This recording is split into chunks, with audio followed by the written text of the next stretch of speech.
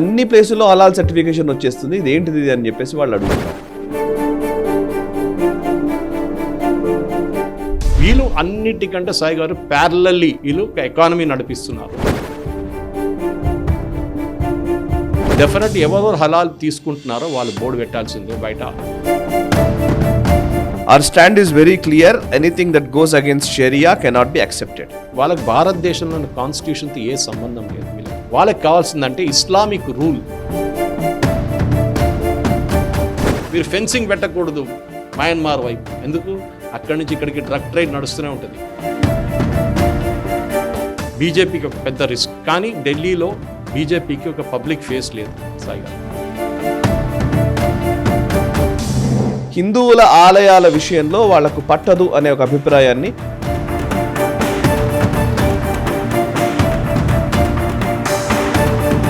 Hindu nation అక్కడి నుంచి మొదలైంది. దాంట్లో ఇస్లాం ఉంటుంది, ఇప్పుడు ఇస్లాం ఉన్నారు, క్రిస్టియానిటీ, వీళ్ళందరూ కన్వర్ట్ అయ్యి వచ్చారు. All came from Hinduism. నమస్తే, వెల్కమ్ టు నేషనల్ రౌండప్. జాతీయ వార్తాంశాలని జాతీయవాద దృక్పథంతో విశ్లేషించే చర్చా కార్యక్రమం నేషనల్ రౌండప్ 130వ ఎపిసోడ్ సిద్ధంగా ఉంది. ఈ వారంలో జరిగిన జాతీయ వార్తాంశాలపై విశ్లేషించేందుకు సీనియర్ జర్నలిస్ట్ సురేష్ కొచాట్లి గారు నేషనల్ స్టెప్ స్టూడియోలో ఉన్నారు. వారితో మాట్లాడదాం. నమస్కారం సార్. నమస్కారం సాయి గారు. సార్, ఈ వారం నేషనల్ రౌండప్ లో మొదటి అంశంగా కనబడుతున్నది హలాల్ ప్రోడక్ట్స్ గురించి. హలాల్ గురించి మనం చాలా సార్లు మాట్లాడుతూనే ఉన్నాం. నేషనల్ స్టెప్ లో కూడా చాలా వీడియోస్ నేను చేశాను. హలాల్ సర్టిఫికేషన్ విషయంలో ఉన్న సమస్యల గురించి కావచ్చు, హలాల్ని ప్రజలపైన రుద్దే ప్రయత్నం చేస్తున్న విధానం గురించి కావచ్చు, చాలా విషయాలు మనం మాట్లాడుతున్నాం. బట్ ఇప్పుడు ఉత్తరప్రదేశ్ గవర్నమెంట్ అఫీషియల్ గా ఒక స్టాండ్ ని వాళ్ళు సుప్రీంకోర్టులో చెప్పడం జరిగింది. యాక్చువల్లీ ఇది 5th జనవరి రోజు సుప్రీంకోర్టు ఒక నోటీస్ ఇచ్చింది. ఉత్తరప్రదేశ్ గవర్నమెంట్ కొన్నిటిని ఈ హలాల్ మ్యానుఫ్యాక్చరింగ్ లేదా స్టోరేజ్, సేల్, డిస్ట్రిబ్యూషన్ వీటికి సంబంధించి వాళ్ళు ప్రొహిబిట్ చేస్తూ ఒక నిర్ణయం తీసుకోవడంతో దీని మీద కొన్ని హలాల్ సర్టిఫికేషన్ కి సంబంధించినటువంటి బాడీస్ కానివ్వండి, హలాల్ ఇండియా ప్రైవేట్ లిమిటెడ్ సహా మిగతా కొన్ని వర్గాలు సుప్రీంకోర్టును ఆశ్రయించాయి. సో సుప్రీంకోర్టును ఆశ్రయించడంతో ఉత్తరప్రదేశ్ గవర్నమెంట్ అటార్నీ జనరల్ దీని గురించి మాట్లాడారు. అక్కడి దాకా అఫీషియల్ గా స్టాండ్ గురించి మనకు చర్చ జరగలేదు. ఫస్ట్ టైం జరుగుతుందేమో అనిపిస్తోంది. అఫీషియల్ గా ఒక ప్రభుత్వం అంటున్నది ఏంటంటే ఇది కేవలం ఫుడ్ ప్రోడక్ట్స్ కాదు, లాస్ట్ కి స్టీల్ రాడ్స్ దగ్గర నుంచి, సిమెంట్ దగ్గర నుంచి, రియల్ ఎస్టేట్ దగ్గర నుంచి అన్ని ప్లేసుల్లో హలాల్ సర్టిఫికేషన్ వచ్చేస్తుంది, ఇదేంటిది అని చెప్పేసి వాళ్ళు అడుగుతున్నారు. సో ఈ సుప్రీంకోర్టులో జరుగుతున్నటువంటి ఈ విచారణ వివరాలు ఏంటి, and Uttar Pradesh government attorney general ఏం చెప్పారు, అండ్ దీని మీద ఎటువంటి చర్చ జరుగుతుందో సార్ వివరిస్తారా? సాయి గారు, ఇది సుప్రీంకోర్టు నడుస్తున్న case Halal India private limited and Jamiat Ulama Maharashtra వాళ్ళు ఛాలెంజ్ చేశారు. కాన్స్టిట్యూషనల్ వ్యాలిడిటీ అంటే ఒక నోటిఫికేషన్ ఇష్యూ చేశారు ఉత్తరప్రదేశ్ గవర్నమెంట్. అక్కడ ఉన్న food safety and drug administration Uttar Pradesh prohibiting manufacture, storage, sale and distribution of food products with halal certification. అంటే హలాల్ సర్టిఫికేషన్లో అది తయారు చేయడం కానివ్వండి, స్టోర్ చేయడం కానివ్వండి, అమ్మడం కానివ్వండి, డిస్ట్రిబ్యూషన్ చేయడం, ఇది ప్రొహిబిట్ చేశారు ఉత్తరప్రదేశ్లో. దీన్ని ఛాలెంజ్ చేసుకొని కోర్టుకి కేసు వచ్చింది. ఇప్పుడు వీళ్ళు ఎట్లా చెప్తున్నారంటే బీజేపీ వాళ్ళు చేశారు, బీజేపీ వాళ్ళే కేసు తీసుకొచ్చారు కాదు, ఛాలెంజ్ చేసినారు జమైతే ఉలమా వాళ్ళు చాలా క్లియర్గా ఛాలెంజ్ చేశారు. దాంతోపాటు హలాల్ ఇండియా ప్రైవేట్ లిమిటెడ్ వీళ్ళు ఏం ఛాలెంజ్ చేస్తున్నారంటే మేము హలాల్ సర్టిఫికేషన్ చేస్తున్నాం, దాంట్లో తప్పేం లేదని. గవర్నమెంట్ ఏమంటున్నారంటే మాకు కూడా ప్రాబ్లం లేదు, మీరు ఫుడ్ సర్టిఫికేషన్ పెట్టుకోండి. దానికన్నా ముందు సాయి గారు, ఈ హలాల్ అనేది ఒక కాన్సెప్ట్గా తీసుకుంటే మనం హలాల్ ఎందుకు చేస్తున్నారు, వాట్ ఈస్ ద హలాల్ సర్టిఫికేషన్? సో హలాల్ అనేది ఒక సర్టిఫికేషన్ ఇస్లామిక్ లాలో పర్మిసిబుల్ ప్రోడక్ట్స్ ఏమేమి పర్మిట్ చేస్తారు. ఇప్పుడు ఇస్లాంలో మనకు అందరికి తెలుసు పోర్క్ అనే ప్రోడక్ట్ వాళ్ళు వాడరు, అసలు పోర్క్ వాళ్ళకి పడదు. సో పోర్క్ అసలు మెన్షన్ చేయకూడదు, వాళ్ళ దాంట్లో అసలు పర్మిట్ కూడా చేయరు, మీరు ఆలోచించి కూడా లేరు. That's not allowed, simply not allowed. So product should be edible అంటారు, drinkable, edible and usable by Muslims, తినడానికి తాగడానికి వీలైనవి బై ముస్లిమ్స్. అది కూడా ముస్లిమ్స్ ఏం తాగొచ్చు, ఏం తినొచ్చు అని చెప్పడానికి కావాల్సింది. మీరు ఒక హలాల్ సర్టిఫికేషన్ తీసుకున్నప్పుడు మన దగ్గర ఇప్పుడు 2-3 ఆర్గనైజేషన్స్ ఉన్నాయి ఇండియాలో. వీళ్ళు హలాల్ సర్టిఫికేషన్ మీరు అక్కడ వెళ్తే, ఓకే మేము ఈ ప్రోడక్ట్ని హలాల్గా సర్టిఫై చేయాలంటే ఫస్ట్ మీరు రిజిస్టర్ చేయాలి, 60,000 రూపాయలు. వాళ్ళు ఒక్కొక్క ప్రోడక్ట్కి ఫీజు ఉంది. హలాల్ ట్రేడ్ మార్క్ ప్రింటింగ్కి పర్మిషన్ తీసుకోవడానికి దానికి సపరేట్ రేట్ ఉంది, అన్నిటికీ సపరేట్ రేట్. ఆలోచించండి. అండ్ వీళ్ళు నాట్ ఫర్ ప్రాఫిట్ ఆర్గనైజేషన్ అంటున్నారు. వీళ్ళెవరండి? Are this constitutionally valid body అండి సాయి గారు? వీళ్ళెవరు ఇది పర్మిట్ చేస్తున్నారు? వీళ్ళెవరు పర్మిషన్ ఇచ్చారు? ఫుడ్ అండ్ సేఫ్టీ స్టాండర్డ్స్కి గవర్నమెంట్ దగ్గర డిపార్ట్మెంట్స్ ఉన్నాయి, వాళ్ళు చూసుకుంటారు, క్లెన్లీనెస్ కానీ అవనివ్వండి. ఇప్పుడు హలాల్ది ఒక సర్టిఫికేషన్ చూస్తే సాయి గారు, ఫస్ట్ ఆఫ్ ఆల్ హలాల్లో మీట్, ఫర్ ఎగ్జాంపుల్ వాళ్ళ మీటే మెయిన్ అన్నమాట. మీరు ఈ యానిమల్ని చంపేస్తున్నప్పుడు హలాల్ సర్టిఫికేషన్ ప్రకారం యానిమల్ ఇక్కడ ఒక ఆర్టరీ ఉంటుంది, అది కోసేస్తారు, బ్లడ్ లీక్ అయితేనే ఉంటుంది, అది అట్లనే చనిపోతుంది అన్నమాట. అవును. చాలా పెయిన్ఫుల్. అదే టైంలో ఝట్కా అని సిక్ కమ్యూనిటీ వాళ్ళు వాడుతున్న మీట్ ఉంది, నార్త్ ఇండియాలో చాలా పాపులర్ సిస్టమ్. చట్కా ఒకే దాంట్లో ఫినిష్. అవును. సరే, మీరు మళ్ళీ డిబేట్లో వస్తుంది, అది పేటా వాళ్ళు వచ్చి హిందూ వీళ్ళు ఇట్లా చేస్తున్నారు, వీళ్ళు బలి చేస్తున్నారు, కోడీలు కొడుతున్నారు, మేకలు కొడుతున్నారు అంటారు, కానీ హలాల్ వాళ్ళ దగ్గర వెళ్ళి ఇదంతా మాట్లాడారు. మీరు అనగానే మొన్న పెటా వాళ్ళు ఒక ట్వీట్ చేశారు. ఏంటంటే ట్వీట్ మాత్రమే కాదు, బాలకృష్ణ ఏదో సినిమా రిలీజ్ అయితే ఆ సినిమా రిలీజ్ అయినప్పుడు ఒకరు ఒకే వెట్తో కొట్టారు, ఆ మేకను బలి ఇచ్చినట్టు. దాని మీద కేసు ఫైల్ చేసింది పెటా. బక్రీద్ అప్పుడు ఏమైంది మరి, ఒక్కటన్నా ఫైల్ చేశారా మీరు అని పెటా వాళ్ళని నిలదీస్తున్నారు వాళ్ళు సోషల్ మీడియా. ట్రై చేసి చూడండి, వాళ్ళు లేదుగా, బక్రీద్ మొత్తం జరిగేదే అది. ఆ టైం జుదా చేసేస్తారు వాళ్ళు, సింపుల్. సో నేను ఎక్స్ప్లెయిన్ చేసే అంటే ఈ ట్రస్ట్కి, ఫర్ ఎగ్జాంపుల్ సాయి గారు, మనం ఒక ఎగ్జాంపుల్ తీసుకుందాం, ఇది ఏ సర్టిఫికేషన్కి ఇది ఎట్లా చేస్తారనేది, ఎందుకంటే మన ప్రేక్షకులు కూడా అర్థం చేసుకోవాలి. ఈ హలాల్ అనే బిజినెస్ భారతదేశంలో సర్టిఫికేషన్ అండ్ ప్రొడక్షన్ అండ్ సేల్లో 10,000 కోట్ల బిజినెస్. ఫస్ట్ మీరు ఈ లా పెట్టినప్పుడు ఏది, మీరు ముందు ప్రేయర్ చేసేసి ఇది జగ్లర్ వేల్ కోయాలంటే అది ముస్లిం కమ్యూనిటీ వాళ్ళే చేయాలి హలాల్ దాని ప్రకారం. అంటే ఆటోమేటిక్గా మీరు నాన్ ముస్లిమ్స్ని తీసేస్తున్నారు, ఆ ట్రేడ్ నుంచి నాన్ ముస్లిమ్స్ని తీసేస్తున్నారు, ఎంటైర్ స్లాటర్ ట్రేడ్ నుంచి. అప్పుడు ఏమవుతుంది, వాళ్ళని ఆ బిజినెస్ నుంచి మీరు కమ్యూనిటీని కంప్లీట్గా కొంచెం community within Hindu community మీ ట్రేడ్లోనే ఉన్నారు చాలా మంది, వాళ్ళని మొత్తం ఎక్స్క్లూడ్ చేసేస్తున్నారు. జట్కా మీట్ వద్దు మాకు, అదే మంది ఇక్కడ జట్కా మీట్ ఎక్కువ ప్రామినెన్స్ హైదరాబాద్ లాంటి ప్లేస్లో లేదనమాట. ఇది వీరేం చేస్తున్నారంటే, మీరు రా మెటీరియల్స్ అడిటివ్స్, అంటే మీరు ఒక చికెన్ కర్రీ తయారు చేస్తుంటే హలాల్ మీట్ వచ్చింది కరెక్టే, కానీ ఆ హలాల్ మీట్ దాని మీద వేసే మసాలా, దాంట్లో వేసే మసాలాలు, దాంట్లో వేసే ఉప్పు, దాంట్లో వేసే నూనె అంత హలాల్ ఉండాలంట. ఇది అర్థం కావట్లేదు సాయి గారు, ఎందుకంటే మీరు మీట్ గురించి మాట్లాడుతాం, ఓకే కిల్లింగ్, ఈ మసాలాలు ఎక్కడి నుంచి వచ్చిందండి హలాల్? సుప్రీంకోర్టులో కేసు ఇంకా సిమెంట్, స్టీల్, షూస్, షర్ట్, ఎందుకు అపార్ట్మెంట్, రియల్ ఎస్టేట్ అపార్ట్మెంట్ కేరళలో పృథ్వీరాజ్ యాక్టర్ ప్రమోట్ చేశాడు, అది హలాల్ ఫ్లాట్స్ అంట. ఇది ఎక్కడ సాయి గారు, ఇది అర్థం కావట్లేదు. ఇది ఏంటి, అది వాళ్ళ ఉద్దేశం ఏంటి?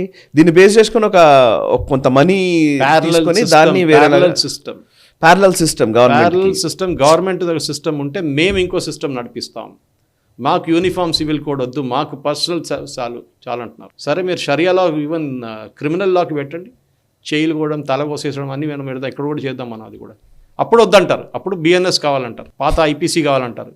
కానీ దీనికి సో అది కాకుండా హ్యాండ్లింగ్ ఆఫ్ రా మెటీరియల్ అది కూడా హలాల్ ఉండాలంట. దాని తర్వాత సప్లై చేస్తున్న వాళ్ళకి కూడా హలాల్ సర్టిఫికేషన్ ఉండాలంట. అప్పుడు ఆ ట్రేడ్ నుంచి మీరు మొత్తం ఒక కంప్లీట్ కమ్యూనిటీని తీసేస్తున్నారు.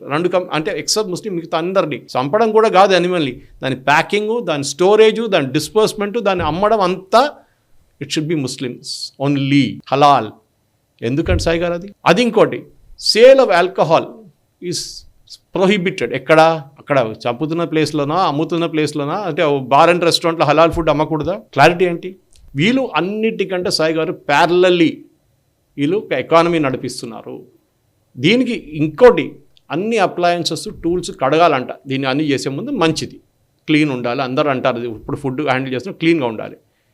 Every worker is encouraged who's undergoing food serving, తయారు చేయడం కాదు, సర్వ్ చేస్తున్న వెయిటర్లు కూడా హలాల్ ట్రైనింగ్ తీసుకోవాలంట. అప్పుడే ఆ రెస్టారెంట్కి హలాల్ సర్టిఫికేషన్ ఇస్తారు. ఫుడ్ సపరేట్, మసాలాలు సపరేట్, షూస్ సపరేట్. ఇది హలాల్ రెస్టారెంట్. కేరళకి వెళ్తే మీకు కనిపిస్తుంది హలాల్ రెస్టారెంట్. హైదరాబాద్ ఉందో లేదో నాకు తెలియదు, కానీ హలాల్ బోర్డు పెడతారు వాళ్ళు, హలాల్ సర్టిఫైడ్. అప్పుడు ముస్లిమ్స్ వచ్చి అక్కడ తింటారంట, హిందువులు కూడా వెళ్తారు, మన వాళ్ళు అంతే కదా, తెలుసు, మన అందరికి తెలుసు ఇది.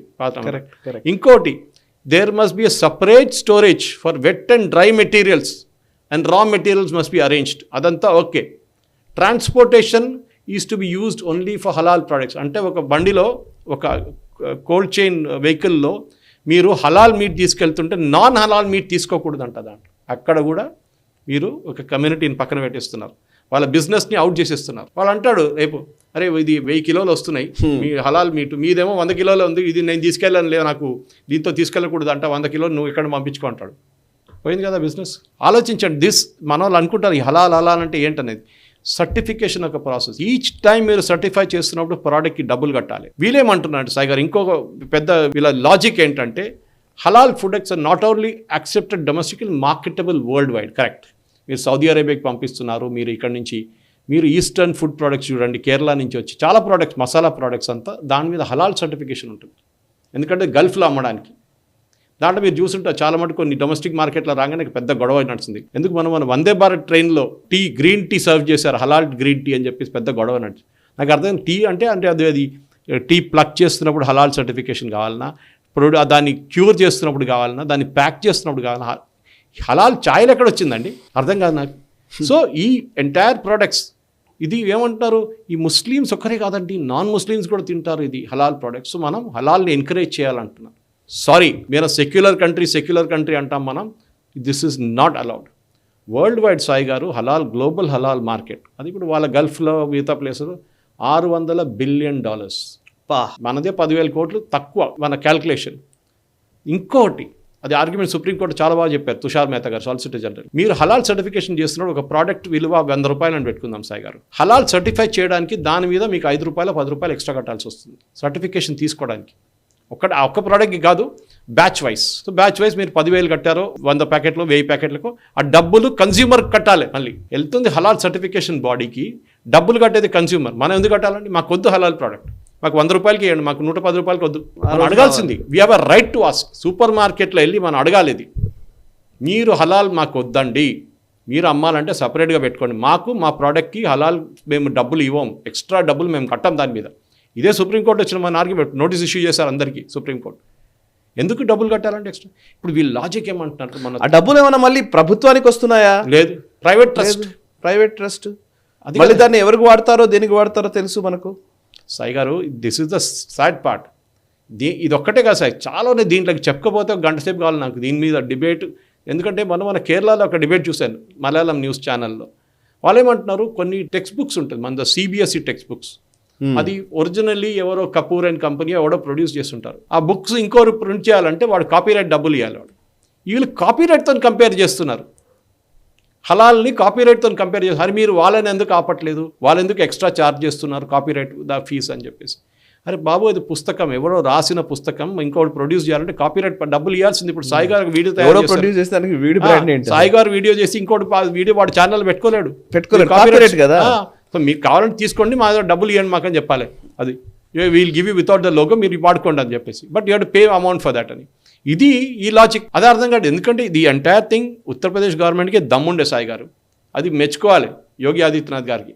ఎందుకంటే ఆయన చేసిన దానికి ఇప్పుడు ఆటాకి అన్నిటికీ ఇప్పుడు వచ్చేస్తుంది హలాల్ సర్టిఫికేషన్ వచ్చింది. సో ఒక ఆటాని మీరు హలాల్ నాన్ హలాల్ అని ఎట్లా చెప్తారండి? కోట్లు సంపాదిస్తున్నారు ఈ బోర్డ్స్, హలాల్ సర్టిఫికేషన్ బోర్డ్స్. దీన్ని డెఫినెట్గా ఇప్పుడు ఆపాల్సిందే.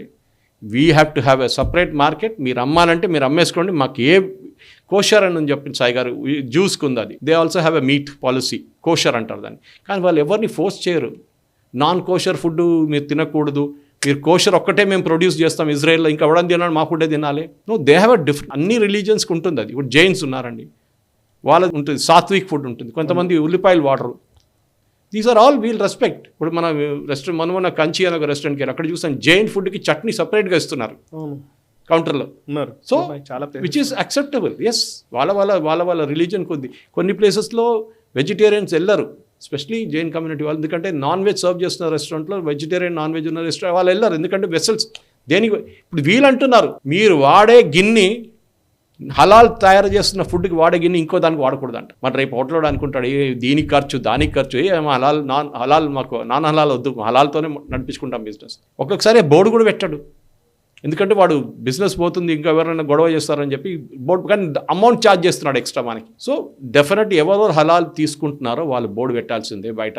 We have to know whether we are being charged extra. మా దగ్గర మీరు 10, 20, 30 రూపాయలు తీసుకుంటున్నారు ఒక్కొక్క ప్రోడక్ట్ మీద, అది మీరు తీసుకోకూడదు. చాలా చాలా క్లియర్గా చెప్పాలి సాయి గారు. ఎందుకంటే ఇదొక మాఫియా సాయి గారు, ఇది పెద్ద మాఫియా అది. ఎందుకంటే దీన్ని ఆపకపోతే నెక్స్ట్ ఇంకా దేనికైనా వచ్చేస్తారు. రేపు మెడిసిన్స్ కూడా పెడతారు, రేపు పారాసిటమాల్ కానీ దాని హలాల్ ఇస్తారు, హిమాలయ ప్రోడక్ట్స్ అవిట్లో ఉంటాయి, హలాల్ పెట్టేస్తారు దాని మీద ఉంటాయి. సో డెఫినెట్గా మీరు ముస్లిం కంట్రీస్కి చేస్తున్నారు, మాకు ప్రాబ్లం లేదు, మీరు బయట అమ్ముకోండి. ఓకే, మీరు యూఎస్కి వెళ్తే, స్విట్జర్లాండ్కి వెళ్తే అక్కడ హలాల్ ఫుడ్ దొరుకుతుందా మీకు? అక్కడ ఉన్నది తినడం, లేకుంటే వెళ్ళంటారు వాళ్ళు. మీ నడిమిట్లో నేను కొన్నిసార్లు చూస్తాను, కాంట్రవర్సీ వచ్చింది. మెక్డానల్డ్స్ వాళ్ళు ఒక బోర్డు పెట్టారు, ఇక్కడ KFC వాళ్ళు బోర్డు పెట్టారు, హలాల్ ఫుడ్. ఇమ్మీడియట్గా మన వాళ్ళు బాయ్కాట్ స్టార్ట్ చేశారు, దెబ్బకి ఆపేశారు. అంటే వాళ్ళకు they know the lessons very clearly. సరే మీ హలాల్ కాకుండా మీ దాంట్లో ముస్లిమ్స్ వచ్చి తినకపోతే నో ప్రాబ్లం. సాయి గారు చెప్పండి, 20-30 సంవత్సరాల ముందు ఈ హలాల్ ఉండేనా సాయి గారు? అసలు లేదు. ఎక్కడి నుంచి వచ్చింది సాయి గారు? సరే గల్ఫ్ కంట్రీస్లో ఉండే, వాళ్ళకి ఎప్పటి నుంచో ఉంది అది. ఇవన్నీ ఇంపోర్ట్ చేస్తున్నారు. సౌదీ అరేబియా ఏమో రివర్స్ గేర్లో వెళ్తుంది, అది ఆ ఫార్వర్డ్ గేర్లో వెళ్ళిపోయి వాళ్ళు 4th గేర్ 5th గేర్లో నడుస్తుంటే మన వాళ్ళు రివర్స్ గేర్ వేసుకుంటున్నారు. అర్థం కాదు. Why should we get punished? Saudi Arabia open up చేస్తున్నారు, వైన్ సర్వ్ చేస్తున్నారు, లిక్కర్ సర్వ్ చేస్తున్నారు. వీళ్ళేమో ఇది ఇట్లాంటి రూల్ తీసుకొచ్చి మాకు అల్లగోలు, మీ ఒక సెక్యులర్ కంట్రీ అంటారు. అట్ ద సేమ్ టైం మీరు సెక్యులర్ అన్నప్పుడు ఇదెందుకండి మీకు సపరేట్గా? మీకు ఒక న్యాయం కావాలి, మీకు ఒక రూల్ కావాలి? కాదండి, sorry, this will not happen. ఎందుకంటే హలాల్ సర్టిఫికేషన్తోని నాన్ హలాల్ కస్టమర్స్ని మీరు ఎక్కువ ఛార్జ్ చేస్తున్నారు, చేయకూడదు. అండ్ డెఫినెట్గా the government of India has to bring out.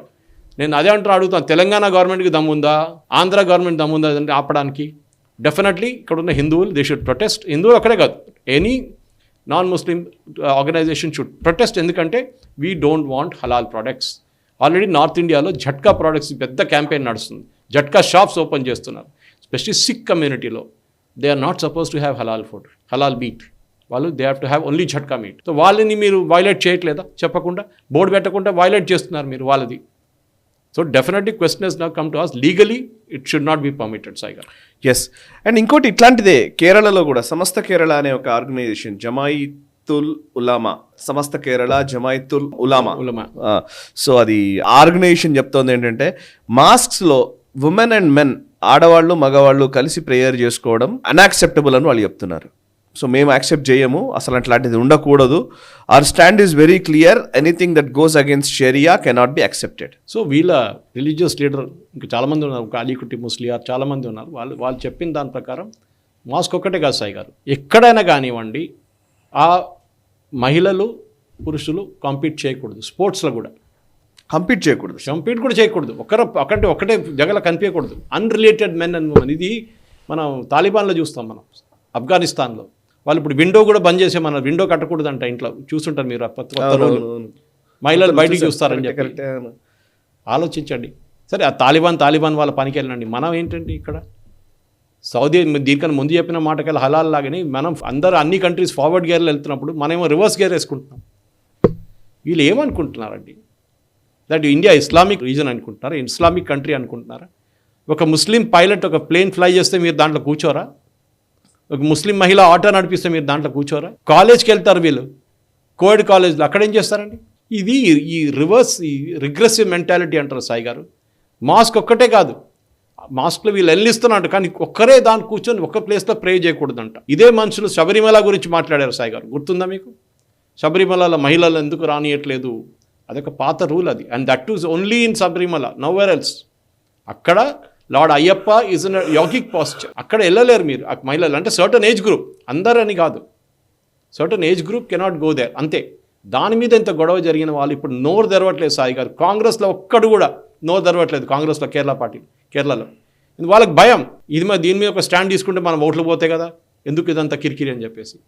So definitely ఇదొక రూలు. ఈ మన హలాల్ లాగా చెప్పినట్లని ఈ సున్నీ స్కాలర్, వీళ్ళు సున్నీ ఆర్గనైజేషన్ సాయి గారు, సమస్త కేరళ జమాయితుల్ ఉలైమా అని చెప్పేసి. సో వాళ్ళు కట్టారంటే కట్టరు సాయి గారు. మీరు ఒకసారి అనిపిస్తే తాలిబాన్ ఇస్ మోర్ సెన్సిబుల్ అనిపిస్తారు మనకు. అవునా? అంత అంటే వాళ్ళు యూసీసీ యూనిఫామ్ సివిల్ కోడ్ వద్దు మాకు, నేషనల్ రిజిస్టర్ ఆఫ్ సిటిజన్స్ మాకు తీసుకోవు. ఎందుకండి? తీసుకుంటే ఏమవుతుందండి? మా రిలీజియన్తో సంబంధం. మీ రిలీజియన్తో యూసీసీకి ఏం ప్రాబ్లం అండి? ట్రిపుల్ తలాక్ వచ్చినట్టు పెద్ద గొడవ చేశారు వీళ్ళు కూడా. మేము అది చేస్తాం, మేము ఇది చేస్తాం. ఏం చేశారండి లాస్ట్లో? ట్రిపుల్ తలాక్ వచ్చిందా? ఏమైనా చేశారా? ఏం చేయలేదు.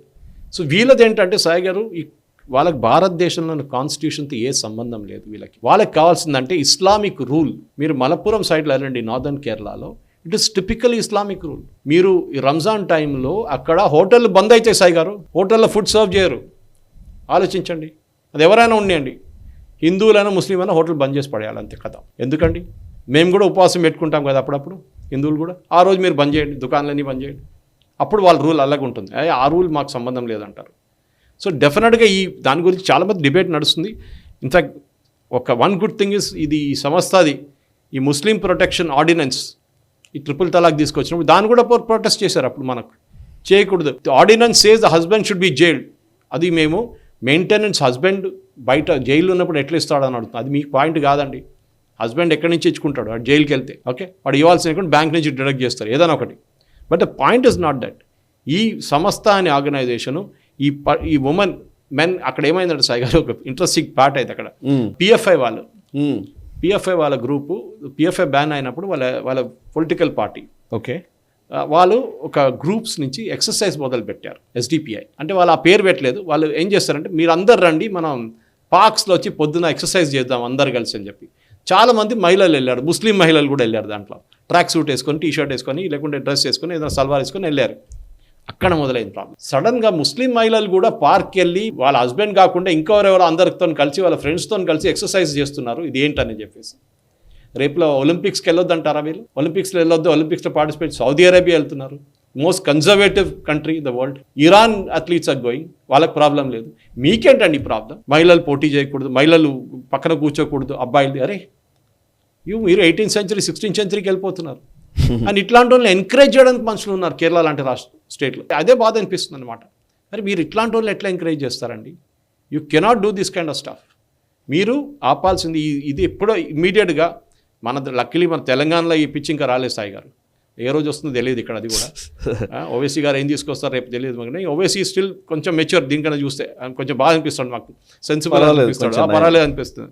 కానీ డెఫినెట్గా this particular kind of mentality first time కాదు సాయి గారు, దీనికన్నా ముందు కూడా చాలా టైం ఇట్లాంటి కన్జర్వేటివ్ ఇస్లామిక్ స్కాలర్స్ చెప్తుంటారు. కానీ నాకు బాధ అంటే అక్కడ ఉన్న ఒక్క పొలిటికల్ పార్టీ ఎక్సెప్ట్ బీజేపీ అనుకోండి, మిగతా ఒక్క పొలిటికల్ పార్టీ సిపిఎం అది ఇది చెప్పారు కానీ కాంగ్రెస్ వాళ్ళు కానివ్వండి, ముస్లిం లీగ్ కానివ్వండి, సిపిఐ కానివ్వండి, వీరెవ్వరు నోరు తెరవరు సాయి గారు. దీని గురించి కండెమ్ చేసి ఎవర్రా నువ్వు చెప్పడానికి అని అడగడానికి దమ్ము లేదు వీళ్ళ దగ్గర. అది అన్నమాట. Super sir. ఇక నెక్స్ట్ అంశంలోకి వెళదాము. మణిపూర్ జేడీయూ చీఫ్ ని నిజంగా చాలా ఇంట్రెస్టింగ్ అంశమే ఇది. యాక్చువల్లీ బిరేన్ సింగ్ గవర్నమెంట్ ఏదైతే బీజేపీ నేతృత్వంలోని గవర్నమెంట్ కి సపోర్ట్ మేము విత్డ్రా చేసుకుంటున్నామని గవర్నర్ కి లేఖ రాసినటువంటి జేడీయూ చీఫ్ ని ఆ జేడీయూ పార్టీ జాతీయ నాయకత్వం ఆయన్ని తొలగించింది, ఇండిసిప్లిన్ కింద ఆయనని తీసేయడం జరిగింది. సో అసలు ఏం జరిగింది? అసలు మణిపూర్ లో జరుగుతున్న విషయాలకి జేడీయూ చీఫ్ మాట్లాడింది ఏంటి? జేడీయూ పార్టీ సడన్ గా ఇమీడియట్ గా నిర్ణయం తీసుకోవడం ఏంటి? యాక్చువల్లీ జేడీయూ ఇండియా కూటమి నుంచి బయటకు వస్తుందేమో అని ఒక్కసారిగా సంతోషం వ్యక్తం చేసిన సర్కిల్స్ కూడా కొన్ని ఉన్నాయి. అదే సాయి గారు, వాళ్ళ ఆశల మీద నీళ్లు జల్లినట్టు అయిపోయింది. అదే జేడీయూ ఎన్డీఏ కూటమి నుంచి కూటమి నుంచి బయటకు వస్తుందని చెప్పి నిన్న జయరాం రమేష్ చాలా హ్యాపీ అయిపోయారు. చూడండి రెండు స్టేట్మెంట్స్, ఒకటి యూజీసీలో కొత్త చట్టం తీసుకొచ్చారు గవర్నమెంట్, దాన్ని వ్యతిరేకించారు జేడీయూ అని చెప్పి. ఇంకోటి మణిపూర్లో ఏమైంది సాయి గారు అంటే వీళ్ళకి 6 ఎమ్మెల్యేలు ఉండే ముందు, దాంట్లో 5 బీజేపీలో జాయిన్ అయిపోయారు, మిగిలింది ఒక ఆయన్నే. ఆయన ఈసారి ఇప్పుడు నేను ఇక్కడ వెళ్ళి జాయిన్, ఆయన పేరు అబ్దుల్ నసీర్. ఆబ్వియస్లీ న్యాచురలీ ఆయన బీజేపీలో వెళ్ళాడు. నేను బీజేపీ గవర్నమెంట్ సపోర్ట్ చేయను, ఆపోజిషన్గా కూర్చుంటా అన్నారు. ఇమీడియట్గా దీన్ని నేషనల్ మీడియా తీసుకొని జేడీయూస్ విత్డ్రాస్ సపోర్ట్ టు బీజేపీ పెద్ద ఎత్తున ప్రచారం చేశారు. మీద 6 ఎమ్మెల్యేలు ఉండే, 5 ఎప్పుడో వెళ్ళిపోయారు బీజేపీలో. అప్పుడు మీరు ఏం నోరు తెరవలేదు. ఉన్న ఒక్క ఎమ్మెల్యే ఆయన వెళ్ళి నా ఆపోజిషన్ కూర్చుంటా అంటారు. పార్టీ పర్మిషన్ ఇవ్వలేదు, పార్టీ ఆయన ఎక్స్పెల్ చేసేసారు. అప్పుడే న్యూస్ లేదు, ఈ వచ్చిన న్యూసే ఉందన్నమాట. దాని తర్వాత ఏం జరిగింది దాని గురించి ఎవరు మాట్లాడే. This is the bigger game plan Sai గారు. మనం కామన్ దాన్ని అర్థం చేసుకోవాలి. ఎందుకంటే మోదీ గవర్నమెంట్ స్టేబుల్ అని కనిపిస్తున్నప్పుడు వీళ్ళకి ఏదో ఒక గొడవ చేయాలని కాంగ్రెస్ వాళ్ళు చూస్తున్నారు అన్నమాట. ఇప్పుడు ఏ ప్రాబ్లం లేదు మోదీ గవర్నమెంట్కి, స్మూత్గా నడుస్తుంది. చంద్రబాబు నాయుడు గారు కానివ్వండి, నితీష్ కుమార్ కానివ్వండి, ఎవరైనా కానీ అందరికి అర్థమైపోయింది మోదీ గారు ఉంటారు, 5 సంవత్సరాలు పరిపాలిస్తారు డెఫినెట్గా. ఆల్రెడీ దాంట్లో 6 నెలల నుంచి 8 నెలలు అయిపోయింది. ఇప్పుడు ఇంకా గవర్నమెంట్ స్టేబుల్గాను. సో దీన్ని రాక్ చేయడానికి ఇమ్మీడియట్, కానీ లక్కీలీ జేడీయూ ఇమ్మీడియట్లీ రియాక్ట్ అయ్యి వాళ్ళ పార్టీ యూనిట్ ప్రెసిడెంట్ని సస్పెండ్ చేశారు, ఈ ఎమ్మెల్యేని కూడా సస్పెండ్ చేశారు పార్టీ నుంచి. సో డెఫినెట్గా బీజేపీకి అక్కడ కంఫర్టబుల్ మెజారిటీ ఉంది. వాళ్ళకి 37 ఎమ్మెల్యేలు ఉన్నారు, 60 ఎమ్మెల్యే ఉన్న మణిపూర్ అసెంబ్లీలో. సో వాళ్ళకి మెజారిటీ గురించి ఏ ప్రాబ్లం లేదు. ఇది ఎక్కడ ఏంటంటే ఈ నార్త్ ఈస్ట్లో ఇదంతా బీజేపీ వ్యతిరేకం చూపారు. ఎందుకంటే మేఘాలయలో చూసాం మనం, మేఘాలయ చీఫ్ మినిస్టర్ అయిన Conrad Sangma NPP, Manipur government we're withdrawing support the Manipur government అన్నారు. వాళ్ళ దగ్గర ఎమ్మెల్యేలు 7 మంది ఉన్నారు సాయి గారు. ఏం ఫరక్ పడుతుంది? ఏం పడదు. సో బీజేపీ వ్యతిరేకంగా మణిపూర్లో నడుస్తున్న క్యాంపెయిన్ మనం చూస్తున్నాం. అక్కడ మనం చాలా క్లియర్గా చూస్తాం. ఫెన్సింగ్ చేయడానికి ట్రై చేస్తే, ఏది మయన్మార్తోని మన వైపు నుంచి ఫెన్సింగ్ చేస్తే వాళ్ళు అబ్జెక్ట్ చేయాలి, బంగ్లాదేశ్ వాళ్ళు చేసినట్లు. మీరు ఎందుకు ఫెన్సింగ్ చేస్తున్నారని. ఇక్కడ ఎవరు అబ్జెక్ట్ చేస్తున్నారు? కాంగ్రెస్ అలైస్ అబ్జెక్ట్ చేస్తున్నారు. మీరు ఫెన్సింగ్ పెట్టకూడదు మయన్మార్ వైపు. ఎందుకు? అక్కడి నుంచి ఇక్కడికి డ్రగ్ ట్రేడ్ నడుస్తూనే ఉంటుంది. అది ఫెన్సింగ్ వేస్తే బంద్ అయిపోతుంది కదా దుకాణం అది. దానికోసం ఈ కుకీ మీటీ మనం చూసిన గొడవ మొత్తం డ్రగ్ ట్రేడ్ మీద జరిగిందని చాలామంది తెలుసు. మనం దీని గురించి ముందు కూడా మాట్లాడాం దాని గురించి. ఈ డ్రగ్ ట్రేడ్ ఆపిన తర్వాతనే గోల్డెన్ ట్రయాంగిల్లో ఈ డ్రగ్ సప్లై ఆపిన తర్వాత బిరేన్ సింగ్ గవర్నమెంట్ వ్యతిరేకంగా ఇప్పుడు దాకా నడిచిన దాడులు. మొన్న కూడా ఒక టెర్రరిస్ట్ అటాక్ అస్సాం రైఫిల్స్ మీద జరిగింది, was done by terrorist, Kuki terrorist. చాలా క్లియర్గా సాయి గారు ఇప్పుడు నౌ దర్ ఓపెన్లీ అటాకింగ్. దీనికన్నా ముందు వాళ్ళు డెమోక్రసీ, హ్యూమన్ రైట్స్ అన్నీ మాట్లాడుతున్నాయి. ఇప్పుడు అక్కడ ఉన్న మీటీ వాళ్ళ మీద, మహిళల మీద, పిల్లల మీద దాడి చేస్తున్నారు. అది కాకుండా ఆర్మీ యూనిట్స్ మీద ఓపెన్గా దాడి చేస్తున్నారు. So it's open war. ఇప్పుడు అక్కడ ఏ సిచ్యువేషన్లో అయినా Indian army can react. Arm forces special powers act తీసుకొచ్చారు రిటర్న్. సో ఫ్రీ హ్యాండ్ ఇస్తున్నారు మోదీ గవర్నమెంట్. డెఫినెట్గా ఈ మోదీ గవర్నమెంట్ని దింపడానికి చాలా ట్రై చేశారు కాంగ్రెస్ వాళ్ళు, చాలా కష్టపడ్డారు. కానీ వాళ్ళకి మోదీ గవర్నమెంట్తో ఇప్పుడు ఏం చేయలేరు వాళ్ళు. ఈ చిన్న ఇన్సిడెంట్ రాగానే నాకు అదే ఆశ్చర్యం అనిపించింది. నేషనల్ మీడియాలో నిన్న పండుగ చేసుకున్నారు. మోదీ గవర్నమెంట్ పోయిందిలే, ఇప్పుడు అయిపోయింది కథ. నితీష్ కుమార్ సపోర్ట్ విత్డ్రా చేస్తే కూడా మోదీ గవర్నమెంట్కి మెజారిటీ ఉంది ఇప్పుడు కూడా, ఎక్కడ పోదు. కరెక్ట్. అది కూడా ఎంతమంది ఎంపీస్ పోతారు చూద్దాం ఒకసారి నితీష్ కుమార్ వెళ్తే, అప్పుడు తెలిసిపోతుంది. నెక్స్ట్ బీహార్ ఎలక్షన్ ఉంది కదా ఇప్పుడు వచ్చే ఎలక్షన్, దాంట్లో తెలిసిపోతుంది నితీష్ కుమార్ సంగతి ఎంత అది. సో నితీష్ కుమార్కి తెలుసు చాలా క్లియర్గా ఇది ఒట్టిగా గొడవ చేయడానికి. జయరాం రమేష్ పండుగ చేసుకున్నాడు, జయరాం రమేష్ ట్వీట్ చేశాడు, సెలబ్రేట్ చేశాడు. దాంతోపాటు కాంగ్రెస్ హ్యాండిల్స్, మిగతా వాళ్ళు అందరు కలిసి పడ్డారు, కమ్యూనిస్ట్ వాళ్ళు అందరూ. కానీ లాస్ట్ టైం సాయంత్రం దాకా ఫుస్ అయిపోయింది మొత్తం, ఏం జరగట్లేదు. వాడిని ఎక్స్పెల్ చేసేసారు, పార్టీ ప్రెసిడెంట్ని సస్పెండ్ చేసి పడేశారు, అయిపోయింది. అక్కడ ఏంటంటే జేడీయూ స్ట్రెంగ్త్ ఏదో జమాన్లో గెలిచారు, లక్కీలుగా అలయన్స్గా గెలిచారు. అక్కడ జేడీయూ అనే పార్టీకి ఏం లేదు. అక్కడ రీజనల్ లీడర్స్ కొంతమంది ఉన్నారు, వాళ్ళు స్ట్రాంగ్ ఉన్నారు, వాళ్ళు జేడీయూ అని పెట్టుకున్నారు సింబల్ కోసం, అంతే, ఇంకేం లేదు సాయి గారు. సో డెఫినెట్గా మోదీ గవర్నమెంట్కి ఇదొక, ఎందుకంటే బిగ్గర్ పిక్చర్ ఏంటి చూడాలంటే మోదీ గవర్నమెంట్ ఇప్పుడు ట్రంప్ గవర్నమెంట్ గురించి మాట్లాడుతున్నప్పుడు కూడా ఇది చాలా important. Stability, right wing governments across the world right wing governments ఇప్పుడు వస్తున్నారు, అది మనం చూస్తున్నాం. సో దానికి ఇక్కడున్న ఈకో సిస్టమ్కి పడదు. ఆల్రెడీ ట్రంప్ చెప్పేశారు డీప్ స్టేట్ బంద్ చేయబోతున్నాం దుకాణాన్ని. దాంతోపాటు ఇక్కడున్న మన దగ్గర ఉన్న deep state magazines, deep state online journals, deep state దగ్గర ఉన్న ట్విట్టర్ హ్యాండిల్స్ అందరూ చాలా పాపం వాళ్ళు చాలా బాధపడుతుంది. ఎస్, ఇక ఢిల్లీకి వద్దాం సార్ ఒకసారి. ఢిల్లీ ఎలక్షన్స్ ఏం జరుగుతోంది? కాంగ్రెస్ ఏదో మొదట్లో కొంచెం హడావిడి చేసినట్టుగా కనిపించింది, కానీ ఇప్పుడు కాంగ్రెస్ తన పాత్రని తాను విరమించుకున్నట్టుగా కనబడుతుంది. ఇప్పుడు ఆమ్ ఆద్మీ పార్టీ అండ్ బీజేపీ మధ్యనే పోటాపోటీ వాతావరణం నెలకొంది. మిడిల్ క్లాస్ మేనిఫెస్టో అంటున్నాడు కేజ్రీవాల్. అండ్ సీరియస్లీ బీజేపీ కూడా ఏం తక్కువ తినలేదు, విపరీతమైన ఫ్రీబీస్ ప్రకటిస్తోంది. సో ఈ రెంటికి మధ్య ఇప్పుడు ప్రస్తుతం ఉన్న పరిస్థితుల్లో ఢిల్లీ ఎలక్షన్స్లో ఏం జరుగుతోంది? బలాబలాలు ఏంటి చెప్తారా? ఎవరి పై చేయి, ఎవరి కొంత బలహీనంగా ఉన్నారు? జేవీసీ శ్రీరామ్ గారు మనకు అందరికి తెలుసు, హైదరాబాద్ నుంచి క్లోజ్ ఫ్రెండ్. ఆయన ఒక సర్వే చేస్తున్నాడు టైమ్స్ నౌ కోసం. సో ఆ సర్వేలో ఒక 2 వారాల ముందు సర్వేలో ఆమ్ ఆద్మీ పార్టీ లీడింగ్ అని చూపించారు. ఒక బట్ పెట్టారు ఆయన.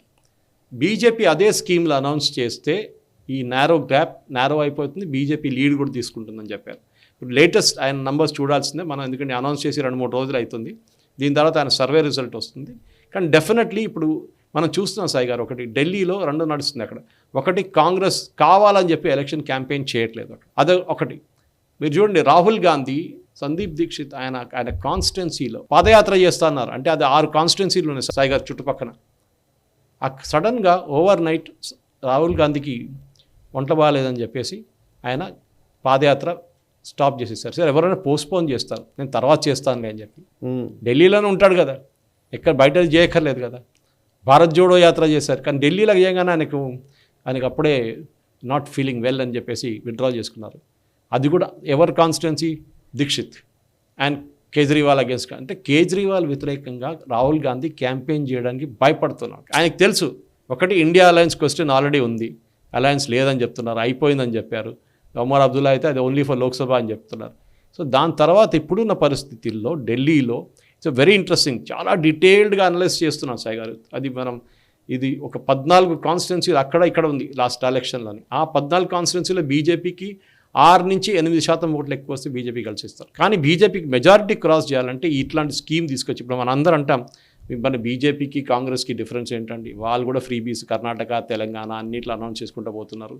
మీరు కూడా అదే చేస్తున్నారు. ఆమ్ ఆద్మీ పార్టీ ఢిల్లీలో చేస్తున్నారు, పంజాబ్లో చేస్తున్నారు. బీజేపీ పార్టీ విత్ డిఫరెన్స్ అంటారు, ఎందుకు అయిందండి? Correct, no disputing that point. Modi గారు ఈ రేవడీ కల్చర్ అగేన్స్ట్గా చాలా మాట్లాడారు.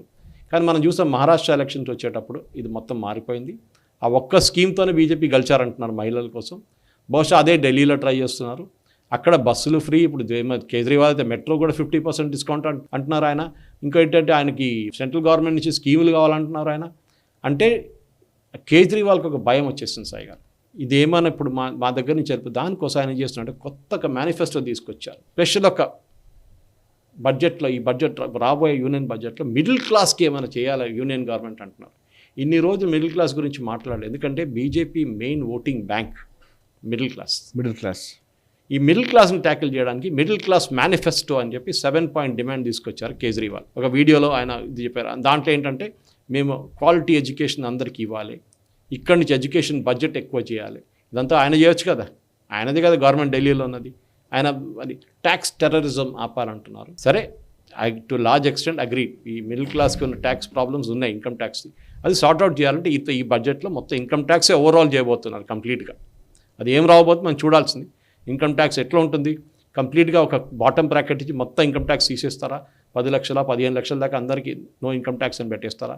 చాలా మార్పులు రాబోతుంది. ఇంకా 60 సంవత్సరాల పాత ఇన్కమ్ ట్యాక్స్ యాక్ట్ ఉంది మన దగ్గర, దాన్ని ఈసారి మొత్తం మార్చున్నారని యూనియన్ గవర్నమెంట్ ఇండికేషన్ ఇచ్చారు. ఓకే, కానీ ఓపెన్లీ చెప్పలేరు వాళ్ళు, ఎందుకంటే ఇట్స్ బడ్జెట్ డాక్యుమెంట్.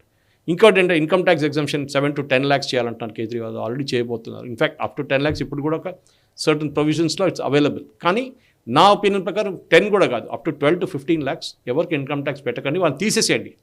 మీకు పేపర్ వర్క్ తగ్గిపోతుంది. You concentrate on the bigger once, you concentrate on GST collections. అక్కడే కదా మీ మెయిన్ రెవెన్యూ ఇప్పుడు వచ్చేది. డైరెక్ట్ ట్యాక్సెస్, ఇండైరెక్ట్ ట్యాక్సెస్ రెండు కలిపి చూస్తే అది చేయాల్సిందన్నమాట. సీనియర్ సిటిజన్స్కి సెంటర్ షుడ్ రిటైర్మెంట్ ప్లాన్ కావాలంటున్నారు. ఇప్పుడు హెల్త్ కేర్ అయితే ఇస్తున్నారు కదా సిటిజన్స్కి, సీనియర్ సిటిజన్స్కి. మళ్ళీ మీరు ఎందుకు చేయట్లేదు ఢిల్లీలో? మీరు ఢిల్లీలో చేయొచ్చు కదా, ఢిల్లీలో చేయట్లేదు. ఇదన్నీ డిమాండ్ చేస్తూ యూనియన్ గవర్నమెంట్. సో ఇంట్రెస్టింగ్గా ఏమవుతుందంటే ఇప్పుడు ఆమ్ ఆద్మీ పార్టీ ఎమ్మెల్యేలు కూడా భయపడుతున్నారు, ఎందుకంటే చాలా మటుకు వాళ్ళకి రెసిస్టెన్స్ వస్తుంది. మనీష్ సిసోడియా కాన్స్టిట్యున్సీ మార్చేశారు. డెఫినెట్గా vote bank and note bank politics అని చెప్పి అక్కడ పెద్ద గొడవ నడుస్తుంది. బీజేపీ వాళ్ళు కొనేసుకుంటున్నారు ఓటర్లని. అంటే మీరు ఎలక్షన్ గెలుస్తున్నారని చెప్పి కేజ్రీవాల్ ఇప్పుడు బీజేపీ ఓటర్ల మీద కొనుక్కుంటున్నారని చెప్పి ఒక యాంటిసిపేటరీ బెయిల్ తీసుకుంటున్నారు ముందస్తు బెయిల్. అంతే, నన్ను ఓడిపోతున్నాను ఎట్లా బీజేపీ కొనుక్కుంటున్నారు అన్ని ఓటర్లను, నేనేం చేయలేనని చెప్పేసి. మీరు గెలుస్తున్నారు కదండి, మీ ఓటర్లు డబ్బులు తీసుకొని కూడా ఓటు వేయరు బీజేపీకి. మీరు ఎందుకు భయపడుతున్నారు అంటే ఆయనకు భయం ఉందన్నమాట. సో నెక్స్ట్ స్టెప్ మోదీ గారు. మోదీ గారు బీజేపీ ఒక క్యాంపెయిన్ లిస్ట్ రిలీజ్ చేశారు. మోదీ గారు డైరెక్ట్గా కేజ్రీవాల్ని ఇప్పుడు అటాక్ చేస్తారు. ఇట్స్ అ స్ట్రెయిన్ స్ట్రాటజీ, ఎందుకంటే రిస్కీ కూడా. ఎందుకంటే ఒక ప్రైమ్ మినిస్టరు ఒక చీఫ్ మినిస్టర్ ఒక ఆపోజిట్గా పెట్టి క్యాంపెయిన్ చేయడం అనేది బీజేపీకి ఒక పెద్ద రిస్క్. కానీ ఢిల్లీలో బీజేపీకి ఒక పబ్లిక్ ఫేస్ లేదు సాయి గారు. బాసురి స్వరాజ్ మనమని వచ్చింది, దానికన్నా ముందున్న లీడర్లు అందరూ టిపికలీ యూజ్లెస్ అని చెప్పొచ్చు. లీడర్షిప్ మెటీరియల్ లేదు. వాళ్ళు లోకల్ లీడర్స్ ఉండొచ్చు, కానీ పెద్ద పెద్ద లీడర్లు లేరు అక్కడ. నేను అదే మళ్ళీ చెప్తాను, ఆ టైంలో ఉన్న లీడర్లు 60s 70sలో ఉన్న కాంగ్రెస్ లీడర్లు కూడా ఇప్పుడు లేరు ఎవరు. 70s తర్వాత కాంగ్రెస్ మొత్తం దిగేస్తుంది. 90s వచ్చేదే కాంగ్రెస్ ఫినిష్ అయిపోయింది. కాంగ్రెస్కి ఢిల్లీ అంటే కాంగ్రెస్ ఉండే. ఇప్పుడు ఢిల్లీ లాస్ట్ 3 ఎలక్షన్లో కాంగ్రెస్కి 0 సీట్లు, లోక్సభలో 1 సీట్ లేదు ఢిల్లీ నుంచి. సో ఏం చేయబోతున్నారు ఈసారి కాంగ్రెస్ అని చూడాల్సి. ఎందుకంటే కాంగ్రెస్ ఓట్లే సాయి గారు ఆమ్ ఆద్మీ పార్టీకి వెళ్తుందన్నమాట. మిగతా వాళ్ళ ఓటు కాదు, కాంగ్రెస్ ఓటే ఆమ్ ఆద్మీ పార్టీకి వెళ్తుంది. ఇంకోరు ఓటు తీసుకొని కాంగ్రెస్ గెలవడం కాదు.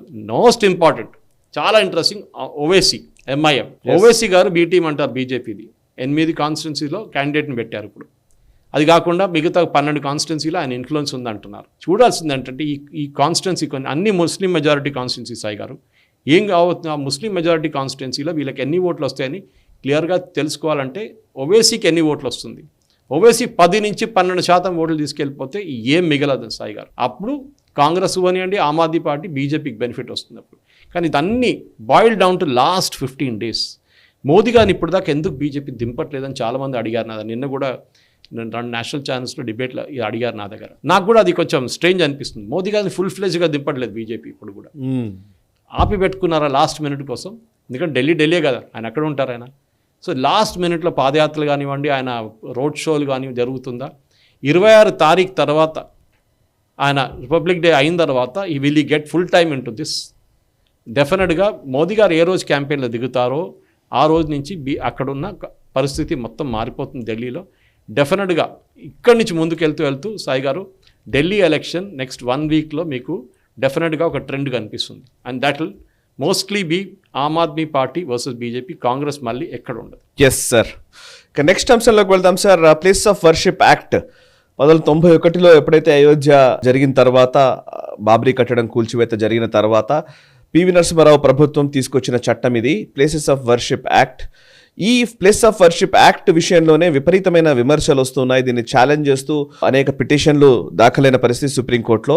ఇప్పుడు ఒకవైపు దీన్ని తీసివేయాలనే ప్రతిపాదనలు లేకపోతే పిటిషన్లు వేస్తున్న క్రమంలో కాంగ్రెస్ పార్టీ ఇంటర్వ్యూన్ అయింది. ఇప్పుడు కాంగ్రెస్ దీనికి సంబంధించి ఈ యాక్ట్ని ఉంచాలి అని వాళ్ళు పట్టుబడుతున్నట్టుగా తెలుస్తోంది. కాంగ్రెస్ అప్లికేషన్ ఫైల్ చేసింది ఇందులో. సో కాంగ్రెస్ కామ్గా కూర్చోవచ్చు. యాక్చువల్లీ వాళ్ళు తెచ్చిన యాక్ట్ ఇప్పుడు వాళ్ళు ఇంప్లిమెంట్ చేయాల్సిందే అనుకోవడంలో ఉద్దేశం ఏంటంటే బేసికలీ హిందువుల ఆలయాల విషయంలో వాళ్లకు పట్టదు అనే ఒక అభిప్రాయాన్ని స్పష్టంగా చెప్పుకోవచ్చు. అంతేనా? కరెక్ట్. ఎందుకంటే క్లారిటీ ఉంది సాయి గారు. ఇప్పుడు దీనికన్నా ముందు కాంగ్రెస్ గోడ మీద కూర్చున్న పిల్లిలాగా ఉండే అనమాట. ఇక్కడ దుంకుతుందో అక్కడ దుంకుతుందో తెలియదు అనమాట. ఇప్పుడు క్లారిటీ వచ్చేసింది. కాంగ్రెస్ తీసుకొచ్చిన చట్టం కాంగ్రెసే డిఫెండ్ చేస్తున్నారు ఇప్పుడు. అంటే హిందువులకున్న ఇక్కడున్న టెంపుల్స్ కానివ్వండి, దాన్ని మేము రిటర్న్ ఇవ్వము, అక్కడ ఏముండే మాస్క్ ఉంటే మాస్కే ఉండాలని చాలా క్లియర్గా కాంగ్రెస్ చెప్పేస్తున్నారు. అప్లికేషన్ ఫైల్ చేసింది కూడా it has been filed by Congress general secretary KC Venugopal. So top command, high command, ఏదో చిన్న గల్లీ లీడర్స్ ఫైల్ చేయలేదు పిటిషన్ అన్నమాట. సో కంట్రీ సెక్యులర్ ఈథాస్ అంటున్నారు. సెక్యులరిజం అంటే వీళ్ళకి వర్డ్ అర్థమవుతుందో లేదో నాకు తెలియదు. సెక్యులరిజం అంటే state has nothing to do with religion అన్నమాట. అది ఇంగ్లాండ్ నుంచి వచ్చిన కాన్సెప్ట్. అది మనకి భారతదేశంలో సెక్యులరిజం అనే కాన్సెప్ట్ లేదు. Because we are a nation, Hindu nation. అక్కడి నుంచి మొదలైంది. దాంట్లో ఇస్లాం ఉంటుంది, ఇప్పుడు ఇస్లాం ఉన్నారు, క్రిస్టియానిటీ, వీళ్ళందరూ కన్వర్ట్ అయ్యి వచ్చారు. ఆల్ కేమ్ ఫ్రమ్ హిందూయిజం అనమాట. అది చాలా ఇంపార్టెంట్. సో ఈ ప్లేసెస్ ఆఫ్ వర్షిప్ యాక్ట్ మీరు చెప్పినట్టు 1991లో అది నరసింహరావు గవర్నమెంట్ తీసుకొచ్చారు. బాబ్రీ స్ట్రక్చర్ కూల్ చేసిన తర్వాత అప్పుడు జరిగిన దాంట్లో ఇంకా గొడవలు కాకూడదు ఎక్కువ అని చెప్పేసి ప్లేసెస్ ఆఫ్ వర్షిప్ యాక్ట్ తీసుకొచ్చారు. దాంట్లో పుట్టిన ప్రొవిజన్ ఏంటంటే సాయి గారు, 1947 ఆగస్ట్ 15కి ఏది ఉందో అది అట్లనే ఉండాలంటున్నారు. అక్కడ గుడి కొట్టేసి మీరు మస్జిద్ కడితే మస్జిదే ఉంటుంది. ఎందుకంటే అట్లా we should correct a historical wrong. In fact George Santayana ఆయన ఒక స్టేట్మెంట్ ఉంది, those who forget history are condemn to repeat. అంటే మీరు హిస్టరీని మర్చిపోతే మళ్ళీ మీతో అదే కాబోతుంది, ఏది ముందైంది కూడా. ఎప్పుడు మర్చిపోకూడదు. కరెక్ట్. అక్కడ గుడి ఉంటే దాన్ని కొట్లాడి తీసుకోవాలి లీగలీ, డెఫినెట్లీ లీగల్గా పోవాలి. ఇల్లీగల్గా వెళ్ళట్ల మీద ఎవరు చెప్పట్లేదు. సో ప్లేసెస్ ఆఫ్ వర్షిప్ యాక్ట్ని ఈ కాంగ్రెస్ వాళ్ళు ఇప్పుడు టోటల్గా సపోర్ట్ చేస్తున్నారు. దాంట్లో పార్టీలో ఇది మనం ఢిల్లీ ఎలక్షన్లో స్పెషల్లీ తీసుకురావాల్సింది. ఎందుకంటే మనం చూసాం రామ జన్మభూమి ప్రాణప్రతిష్ఠ జరిగినప్పుడు రామ మందిరంలో ఈ కాంగ్రెస్ లీడర్స్ ఎవరు వెళ్ళలేదు. చూసాం మనం. అందరిని ఇన్వైట్ చేశారు మోదీ గారు, సీనియర్ లీడర్ని అందరిని ఇన్వైట్ చేస్తే ఎవరు వెళ్ళలేదు. అంటే మోదీ గారు కాదు, ట్రస్ట్ వాళ్ళు ఇన్వైట్ చేశారు. సో డెఫినెట్లీ ఈ ప్లేసెస్ ఆఫ్ వర్షిప్ యాక్ట్ని వీళ్ళు కాంగ్రెస్ కావాలని చెప్పి వాళ్ళు ఆర్టికల్ 25, 26, 27, 28 అన్నీ కోట్ చేస్తున్నారు. కానీ పార్లమెంట్కి అథారిటీ ఉంది. రేపు కావాలంటే పార్లమెంట్ దీన్ని మొత్తం రివర్స్ చేయొచ్చు. ఎట్లా నరసింహారావు గారు 91లో చేశారో సాయి గారు డెఫినెట్ ఇప్పుడు మనం చూస్తున్నాం. నేను ఇవాళ చదివాను, సంబల్లో కూడా ఒక వెల్ దొరికింది అక్కడ, ఒక అండర్ గ్రౌండ్ వెల్ అనమాట. దాన్ని ఇప్పుడు తవ్వుతున్నారు. అది ఎవరు ఇచ్చి పెట్టారంటే బాబర్ కట్టాడా, ఔరంగజేబు కట్టాడా? ముఘల్ ఎరా నుంచి ఉన్న ఒక జమా మస్జిద్ దాని దగ్గర ఉన్న ఒక సెంచరీస్ ఓల్డ్ ఒక వెల్ బావి దొరికిందన్నమాట. అది తవ్వుతున్నారు ఇప్పుడు. దాన్ని తర్వాత అక్కడ గుడి కనిపిస్తే ఏం చేస్తారు సాయి గారు? వద్దంటారా? కరెక్ట్ చేయకూడదా దాన్ని? మరి కేరళలో చూస్తున్నాం రీక్లెయిమ్ టెంపుల్ ప్రాజెక్ట్ కింద టిప్పు సుల్తాన్ అండ్ వాళ్ళ ఫాదర్ హైదర్ అలీ 600 నుంచి 800 టెంపుల్ ధ్వంసం చేస్తారు, గుడులు ధ్వంసం చేస్తారు, విగ్రహాలని మొత్తం పలగొట్టారు. అదంతా రివర్స్ చేస్తున్నాం ఇప్పుడు. We have to reclaim our history Sai గారు. There is no other getting away from this fact. మనం అపాలజెటిక్ కాకర్లేదు దాన్ని, ఏదో జరిగింది కదా అని చెప్పేసి. డెఫినెట్లీ సంబల్ గురించి కూడా మనం మాట్లాడాము కూడా. నెహ్రూ గారు రాసిన కథ, ఆ స్టోరీ నెహ్రూ గారే అడ్మిట్ చేస్తున్నారు. కరెక్ట్, మీరు మొన్న క్లియర్గా చెప్పారు. 1924లో ఆయన చెప్పారు. అవును. 2024లో ఉన్నాం. 100 సంవత్సరాల తర్వాత హిస్టరీ మారిపోతుందా సాయి గారు? అక్కడ పృథ్వీరాజ్ చౌహాన్ ఒక గుడి కట్టారని చెప్పి నెహ్రూ గారు రాశారు లెటర్, మోహన్ దాస్ కరమ్చంద్ గాంధీ. ఇక్కడ ప్రాబ్లం ఒకటి ఉంది సార్. ఇప్పుడు నిజంగా ప్లేస్ ఆఫ్ వర్షిప్ యాక్ట్ ఉండాలి అని కాంగ్రెస్ స్టాండ్ తీసుకుంది డైరెక్ట్గానే కదా. కరెక్ట్. అంటే హిందూ ఆలయాలు కూల్చివేతలకు గురైన వాటి గురించి పట్టించుకోవాల్సిన అవసరం లేదు అని చెప్తోంది చాలా స్పష్టంగా. కరెక్ట్. ఇట్లాంటి సంఘటనే ఇలాగే ఒకవేళ ముస్లింల విషయంలో లేదా ఏదైనా మస్జిద్ల విషయంలోనో కాంగ్రెస్ పార్టీ ఆ స్టాండ్ తీసుకుంటే ఆ సమాజం ఊరుకుంటుందా? బట్ ఈ సమాజం ఎందుకు రెస్పాండ్ అవ్వదు అని అంటే దీని అర్థం ఏంటి అని అంటే అట్లీస్ట్ గుర్తించాలి కదా. హిందూ అంటే ఎవడికో పట్టింది, ఎవడికి సంబంధం లేదు, అందరూ ఉన్నారు. అదే ఒక కులానికి సంబంధించి మాట్లాడామనుకోండి, అప్పుడు రియాక్షన్స్ ఘాటుగా ఉంటాయి. ఇది కాంగ్రెస్ పార్టీకి చాలా క్లియర్గా తెలుసు. వాళ్ళు తెలుసు సాయి గారు. They know it very clearly. Yes. వాళ్ళకి ఏంటంటే వాళ్ళ ఓట్ బ్యాంక్ సాయి గారు. అది ఓట్ బ్యాంక్ వాళ్ళది. వాళ్ళ ఓట్ బ్యాంక్ కోసం వాళ్ళు ఏమైనా చేస్తారు. మనం చూసాం, ములాయం సింగ్ యాదవ్ ఫైరింగ్ చేశారు కార్ సేవకుల మీద, చేయలేదా? చేశారు కదా, చేశారు. గోత్రాల ట్రైన్ తగలబెట్టారు కదా, చేశారు కదా. అప్పుడు ఏమన్నారు, అది హిందువులు చేశారు, ట్రైన్ లోపల నుంచి ఎవరు తగలబెట్టుకున్నారన్నారు. కానీ డెఫినెట్గా ఈ యొక్క we have to take back our history అనేది ఈ కాంగ్రెస్ వాళ్ళు ఈ చేస్తున్న క్యాంపెయిన్, వాళ్ళు వేసిన పెటిషన్ని బీజేపీ లీడర్స్ ఇదే చేయాలి. బీజేపీ లీడర్స్ స్పెషలీ ఢిల్లీ లాంటి ప్లేస్లో వీళ్ళు వెళ్ళి అందరినీ they have to educate them. Sai గారు, వీళ్ళు ఏం చేస్తున్నారు, ఎందుకు చేస్తున్నారు, వీళ్ళు గెలవడానికి చేస్తున్నారు, ఇది చేసేది వీళ్ళు కాంగ్రెస్ వాళ్ళు ఒక కమ్యూనిటీ ఓట్ కోసం చేస్తున్నారని చెప్పి వీళ్ళని ఎక్స్పోజ్ చేయాలి. అది మోస్ట్ ఇంపార్టెంట్ టైం ఇప్పుడు ఎలక్షన్. దీని తర్వాత బీహార్, దాని తర్వాత యూపీ, అన్ని ప్లేసెస్లో కాంగ్రెస్ షుడ్ బి ఎక్స్పోజ్డ్. ఎందుకంటే ఈ ప్లేసెస్ వర్షిప్ యాక్ట్ కేసులో ఛార్జెస్లో పడింది ఇప్పుడు. అండ్ దాన్ని కూడా ఢిల్లీ తీర్పు తీసుకురావాల్సి చెప్పి యూనియన్ గవర్నమెంట్ ప్రెషర్ పెట్టి తీసుకురావాల్సింది. సాయి గారు, నెక్స్ట్ టాపిక్ ఏంటంటే తెలుగు ఫిల్మ్ ఇండస్ట్రీకి సంబంధించినటువంటి ముఖ్యమైన ప్రొడ్యూసర్ల ఇళ్లపైన ఐటీ రైట్స్ అవుతున్నాయి. సో దిల్ రాజు ఇంటిపైన ఐటీ రైట్స్ అయినాయి. సో దిల్ రాజు ఈ మధ్యనే ఇప్పుడు సంక్రాంతికి ఒక 3 సినిమాలు, కొత్త సినిమాలు వచ్చాయి. ఆ 3 సినిమాలకి ఆయనే డిస్ట్రిబ్యూటరు, ఒకటానికి ప్రొడ్యూసరు, ఇట్లా ఉంది. So IT raids cinema industry పైన జరగడం అనేది ఇదేం కొత్తది కూడా కాదు. ఈవెన్ తమిళనాడులో జరిగాయి, ఇప్పుడు జరుగుతున్నాయి. కొత్త సినిమాలు రిలీజ్ అయినప్పుడు కలెక్షన్స్కి అండ్ వాళ్ళు కడుతున్న ట్యాక్సెస్కి మధ్య వ్యత్యాసం ఉంటుందనేది ఒక అభిప్రాయము. కొంతమంది ఐటీ అధికారులు చెప్తున్నది అదే. అండ్ చాలా సందర్భాల్లో ఏంటంటే బయటకు ప్రజెంట్ చేసే నంబర్లు ఒకటి ఉంటాయి, ఏదో ఫ్యాన్స్ని సంతృప్తిపరచడానికి చేస్తూ ఉంటారు, కానీ నిజానికి వాటి వల్ల ఇబ్బందులు పడుతున్నామని సినిమా ఇండస్ట్రీ నుంచి కూడా కొంత అట్లాంటి భావనలు వ్యక్తం అవుతూ ఉంటాయి. ఎందుకంటే బయటకేమో కలెక్షన్స్ చెప్పకపోతే ఇండస్ట్రీలో ఏదో హిట్ కాలేదు అనుకుంటే జనాలు రారు అనే అభిప్రాయం. దాన్ని బేస్ చేసుకుని పోస్టర్ రిలీజ్ చేయడం. పోస్టర్ రిలీజ్ చేసేవారంటే మరి ఇంత డబ్బులు వచ్చినప్పుడు మరి ఏమైంది ట్యాక్సేషన్ అని అడుగుతారని, ఇట్లాంటి అన్నీ ఉన్నాయి మతలబులు. ఒకసారి ఈ ఫిల్మ్ ఇండస్ట్రీకి సంబంధించినటువంటి ట్రాన్సాక్షన్స్లో ఉన్నటువంటి అవకతవకలు అంటారా, లోపాలు అంటారా, లేకపోతే ఇండస్ట్రీలో ఏమైనా మార్పులు రావాలా, ఈ ఐటీ రైట్స్కి ఎట్లా అర్థం చేసుకోవాలి ఒకసారి చెప్తారా? ఈ ఐటీ రైట్స్లో బీజేపీ వాళ్ళు చేపించారని చెప్పలేరు. దీంట్లో అభిషేక్ అగర్వాల్ ఆయన కూడా ఉన్నారు. అవును, ఆయన మరి ఆయన బీజేపీ అమిత్ షా గారితో చాలా క్లోజ్, మోదీ గారు కలుస్తుంటారు. కాశ్మీర్ ఫైల్స్ ప్రొడ్యూసర్ ఆయన మీద తీసుకొచ్చి రైట్ జరిగింది. అంటే ఎవరిని ఇడవట్లేదు దీంట్లో. అదే సాయి గారు, Telugu film industry correct after Bollywood అన్నిటికంటే పెద్ద ఇండస్ట్రీ తెలుగు ఫిలిం, దాంట్లో డిస్ప్యూట్ లేదు. ఎందుకంటే పాన్ ఇండియా ప్రెజెన్స్ ఉంది ఒకటి. నెక్స్ట్ ఒక ఎక్స్పాట్రియేట్ పాపులేషన్ బయట ఉన్న మన డయాస్పోరా చాలా మటుకు తెలుగు, ఎస్పెషల్లీ యూఎస్లో తెలుగు వాళ్ళు చూస్తారు. ఇక్కడ టికెట్ రేట్లు కూడా ఎక్కువ అక్కడ. సో కలెక్షన్ కొంచెం ఎక్కువ ఉంటుంది అక్కడ. యూకేలో కూడా అంతే సాయి. కానీ ఇప్పుడు జరిగింది ఏంటంటే ఈ 2-3 సినిమాలు, ఒకటి మనం చూసాం గేమ్ చేంజర్ 2 వచ్చింది. అప్పుడు గేమ్ చేంజర్ 300 కోట్లు పెట్టారంటున్నారు సాయి గారు. నాకు ఫస్ట్ క్వశ్చన్ ఏంటంటే ఈ డబ్బులు ఎక్కడి నుంచి వస్తుంది? ఓకే, మీరు బాంబేలో అంటారు దావుద్ ఇబ్రాహిం డబ్బులు అంటారు, అదంటారు, కానీ బాంబేలో చాలా మటుకు కార్పొరేటైజేషన్ జరుగుతుంది. మరి చూస్తాం ధర్మా ఫిలిమ్స్ కానివ్వండి, కరణ్ జోహర్ది, అది కాకుండా జితేంద్ర వాళ్ళ కూతురు ఆమె ఉన్న బాలాజీ టెలిఫిల్మ్స్, ఆమె ఫిల్మ్స్ ప్రొడ్యూస్ చేస్తుంది. సో వాళ్ళ కార్పొరేట్ స్ట్రక్చర్ వచ్చేస్తుంది అక్కడ. ఒకటి ముందు దావూద్ ఇబ్రాహిం కంట్రోల్ చేస్తుంది, ఇప్పుడు కూడా చాలా మటుకు ఉందనుకోండి. Under world influence Bombay film ఇండస్ట్రీలో ఉంది, లేదని డిస్ప్యూట్ చేయలేం మనం. కానీ తెలుగు ఫిలిం ఇండస్ట్రీలో ప్రాబ్లం ఎక్కడ వచ్చిందంటే, ఇది నేను చాలా సీనియర్ మనిషితో ధర్మ గురించి మాట్లాడే వాళ్ళు ఏమన్నారంటే, ఇక్కడ హీరో ఫిక్సేషన్ చాలా ఎక్కువైపోయింది. హీరో రెమ్యునరేషన్ 100 కోట్లు. ఏంటి సాయి గారు, 100 కోట్లలో మలయాళంలో ఒక 10 సినిమాలు ప్రొడ్యూస్ చేస్తారు వాళ్ళు, ఓన్లీ హీరోకి ఇచ్చే డబ్బులకే. ఆలోచించండి, మమ్మూటి మోహన్ లాల్కి ఇంత డబ్బులు రావు సాయి గారు, and they are far talented actors. మళ్ళీ ఏమంటారు, మలయాళం ఫిలిం చాలా చిన్న ఇండస్ట్రీ. అరే, మలయాళం ఫిలిం డబ్ చేసి తెలుగులో తీసుకుంటున్నారు.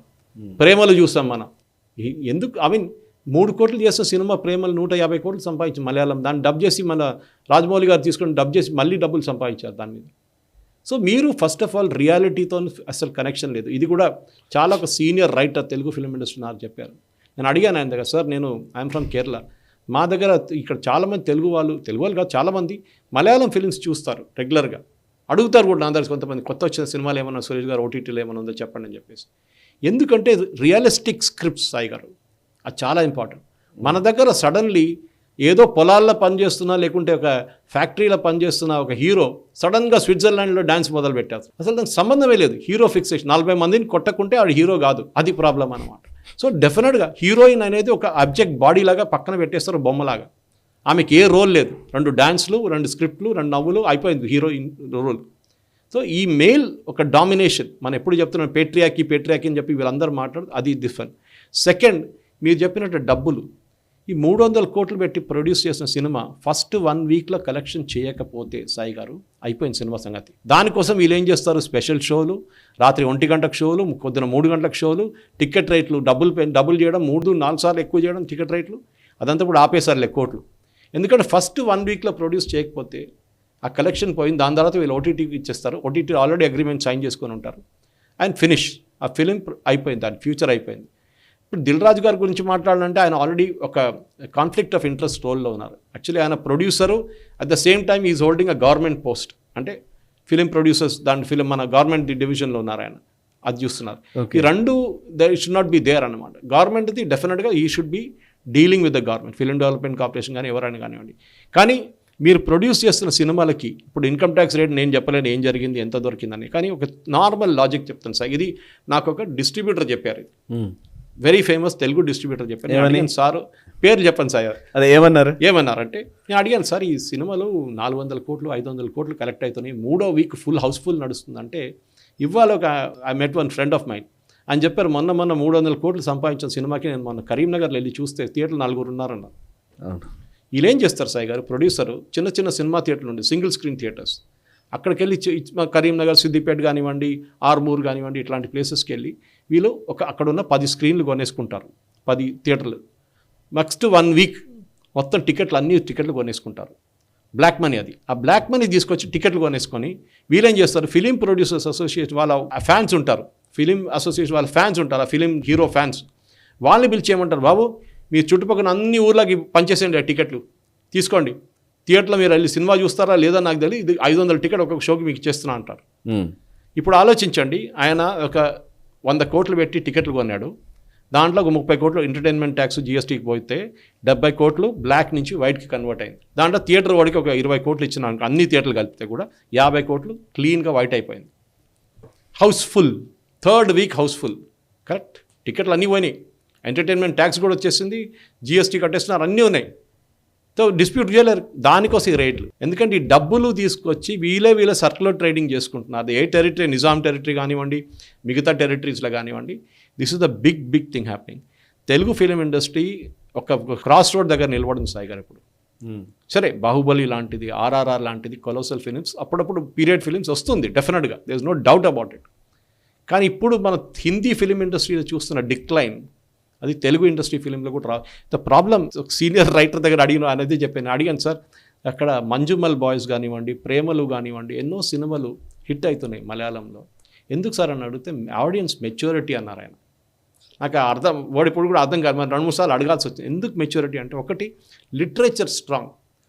రాము కార్యాడ్ది చెమ్మీన్ నుంచి 60s ప్రొడ్యూస్ అయిన ఫస్ట్ కలర్ ఫిలిం మలయాళంలో, నేషనల్ అవార్డు. మళ్ళీ ఈవెన్ బెంగాల్లో కూడా అట్లా. కానీ బెంగాలీ ఫిలిం వెంట ఇంటూ కంప్లీట్ డిస్ట్రెస్. కానీ బెంగాలీ ఫిలిమ్స్ నుంచి హిందీ ఫిలిమ్స్ చాలా అడాప్ట్ చేశారు, ఈవెన్ సాంగ్స్ కూడా. ఆ లిటరేచర్ స్ట్రాంగ్ ఇప్పుడు కూడా బెంగాల్లో ఉంది, కానీ ఫిలిం ఇండస్ట్రీ వీక్ అయిపోయింది అక్కడ. ఎందుకంటే యాక్సెప్టబిలిటీ బియాండ్ బెంగాల్ లేదు అక్కడ. వెరస్ ఇప్పుడు ఓటీటీ వచ్చిన తర్వాత ఏమైంది, డబ్బింగ్ మొదలైంది సాయి గారు. సో డబ్బింగ్తో వీళ్ళు they are able to adjust a long thing. డెఫినెట్గా I think Telugu film industry ఈ చిన్న ముందు చూసాం, మంచి సినిమాలు చూసాం మనం తెలుగులో కూడా. ఇప్పుడు కూడా పాటలు సాయి గారు తీసుకున్న మ్యూజిక్ తీసుకోండి. ఇంకొక పాయింట్ కూడా ఉంది సార్, మార్కెట్ ఎకానమీ బట్టి. ఇంతకుముందు వాహిని స్టూడియో వాళ్ళు, విజయ స్టూడియోస్ అని, ఎన్టీ రామారావు గారు, నాగేశ్వరరావు గారు వీళ్ళున్న టైంలో వీళ్ళకి రెమ్యునరేషన్ కాదు, శాలరీ ఇచ్చేవాళ్ళు. కరెక్ట్. గతంలో శాలరీ ఇచ్చి వాళ్ళ ప్రొడక్షన్లో సినిమాలు చేయించుకునేది. చాలామంది ఆర్టిస్టులకు, చాలామంది ఈ ప్రొడక్షన్లో ఉండే వాళ్ళందరికీ కూడా శాలరీసే ఉండేది. బట్ లేటర్ ఆన్ ఇప్పుడు అది రెమ్యునరేషన్గా మారింది. రెమ్యునరేషన్ కాస్త ఈరోజు రైట్స్ వరకు వెళ్ళింది. నిజాం రైట్స్ తీసుకున్నారు ఒక హీరో అని, లేకపోతే పలానా షేర్ ప్రొడక్షన్లో, ఐ మీన్ వచ్చిన డబ్బుల్లో షేర్ ఇవ్వాలని.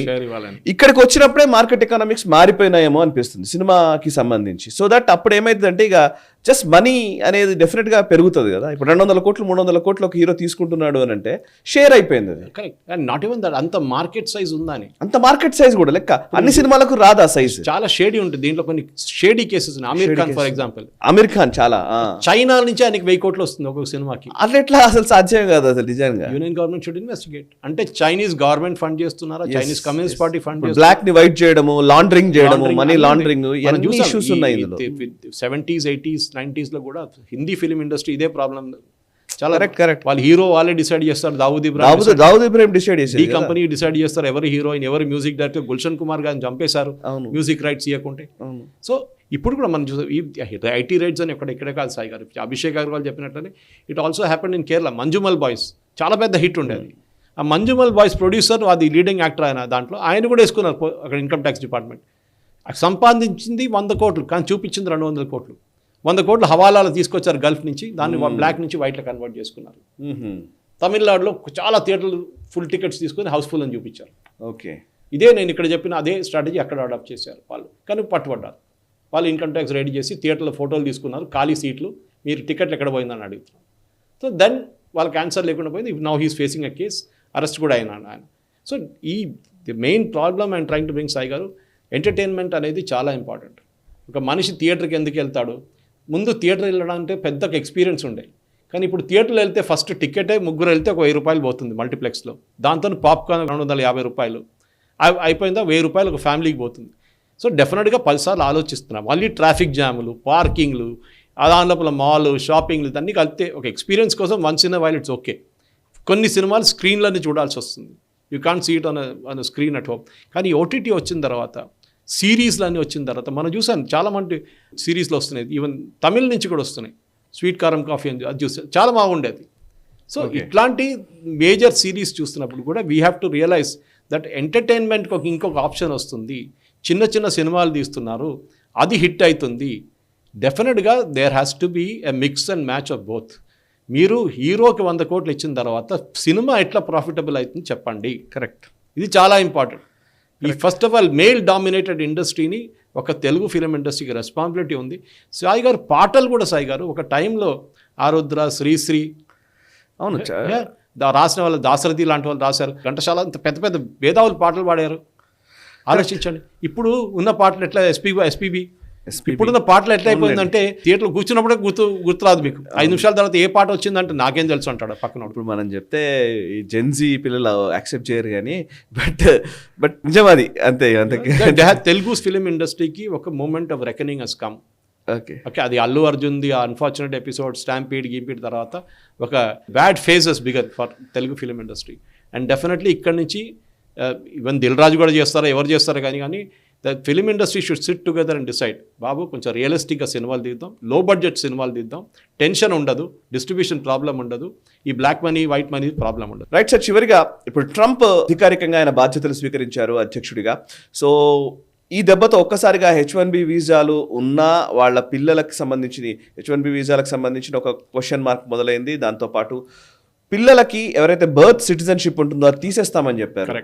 సో అది తీసేయడంతో ఇప్పుడు భారతదేశానికి సంబంధించి చాలా మంది ఇక్కడ నుంచి పేరెంట్స్ యుఎస్కి వెళ్ళి అక్కడ వాళ్ళ ప్రెగ్నెన్సీలో ఉన్నప్పుడు, కన్సీవ్ అయినప్పుడు ఆ డెలివరీ టైంకు వెళ్లే సందర్భాలు ఉండేవి. సిటిజన్షిప్ కోల్పోకూడదనే ఉద్దేశంతో వాళ్ళు అక్కడే ఉండడం అనేది ఆనవాయితీగా చేసుకుని వచ్చారు. ఇప్పుడు వాళ్ళ పరిస్థితి ఒకటి కనబడుతుంది. ఇంకోవైపు ఇల్లీగల్ ఇమిగ్రెంట్స్ విషయంలో, ఇల్లీగల్ ఇమిగ్రెంట్స్ ఎవరైతే ఇల్లీగల్గా ఇక్కడ ఉన్నారో వాళ్ళందరూ మేము డిపోర్ట్ చేస్తామని ట్రంప్ గవర్నమెంట్ చెప్తోంది. సో ఈవెన్ భారతదేశం కూడా, భారత ప్రభుత్వం కూడా మేము వాళ్ళందరినీ తీసుకుంటాము, మా ఇండియన్స్ ఎవరైనా ఉంటే మేము తీసేసుకుంటాము అని చెప్పేసి వీళ్ళు చెప్తూ ఉన్నారు. సో ఎంతమందికి ఇప్పుడు రిటర్న్ వచ్చే అవకాశం ఉంది? డాలర్ డ్రీమ్స్లో ఉన్న వాళ్ళ పరిస్థితి ఏంటి? వాళ్ళకి మీరు ఏం చెప్తారు? సాయి గారు, ఇల్లీగల్ ఇమిగ్రెంట్స్ ఒక పక్కన పెట్టాలి. ఎందుకంటే మన ఇల్లీగల్ ఇమిగ్రెంట్స్ అనగానే భారతదేశంలో చాలా మంది ఇల్లీగల్ కాదు, అన్డాక్యుమెంట్. డిఫరెన్స్ ఉంది రెండింటికి. ఇల్లీగల్ అనేది వెనుజువేలా అక్కడి నుంచి ఇక్కడ